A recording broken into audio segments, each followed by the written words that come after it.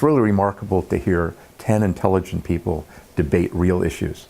That really should be what politics is. My big takeaway from tonight's debate was that how none of the candidates really said anything other than trying to outspeak the other candidates. The thing that impresses me the most, I guess, is the fact that they all want the same thing. They just have different ways of getting there. I was actually very pleased to hear Kamala Harris come across so strong. She was my favorite from the beginning. They've talked, I think Kamala Harris had a very strong position on health care when she was talked about the person going to the ER late at night, waiting, debating on whether or not they were going to walk into the ER, because health care is so expensive.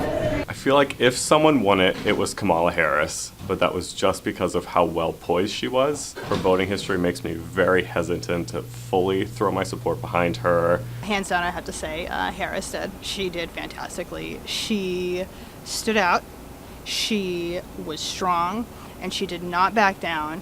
I think the biggest takeaway was the just the position overall of how strong Kamala Harris came on. And the positions that she took. I didn't think in the past she was very clear about some of these issues, and she kind of fortified her position. There were a couple candidates I feel like that were very strong, so every time they spoke, I thought that they did really well, and that was Kamala Harris and Marianne Williamson, as well as Bernie. I wanted one of the Democratic candidates. And Bernie is the one who's attracted my attention. I've been a longtime supporter of Bernie Sanders. He's almost dictated the terms of both debates.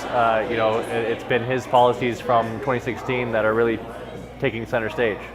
The one who fell the furthest was Biden. He did not do well. He was not prepared for some of the questions surrounding racial injustice. There's been a couple of people going after Joe Biden, and I think he's gonna fall apart. The biggest loser was by far had to be Vice President Biden, and the fact that he didn't do his research enough to know that Kamala Harris was one of those people who was bust, and just says to me that he didn't prepare and he didn't think he needed to prepare. So kind of that entitlement of, I am next to be president and I have been anointed, so I don't need to do the homework. Joe Biden saying that he wants the electric cars by 2020, even though it was a misspoken thing. That was funny.